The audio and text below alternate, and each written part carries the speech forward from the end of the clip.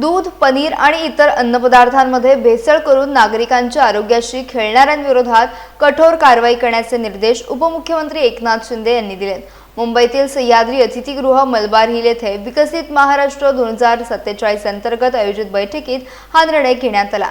या बैठकीला अन्न व औषध प्रशासन राज्यमंत्री योगेश कदम यांच्यासह अन्न व औषध प्रशासन आयुक्त तुकाराम मुंडे आणि संबंधित वरिष्ठ अधिकारी उपस्थित होते. विशेषतः लहान मुलांच्या आरोग्याला धोका निर्माण करणाऱ्या अन्न भेसळखोरांवर मकोका अंतर्गत अजामीनपात्र गुन्हे दाखल करून कठोर कारवाई करण्याचे निर्देश उपमुख्यमंत्र्यांनी दिल्याची माहिती देण्यात आली आहे.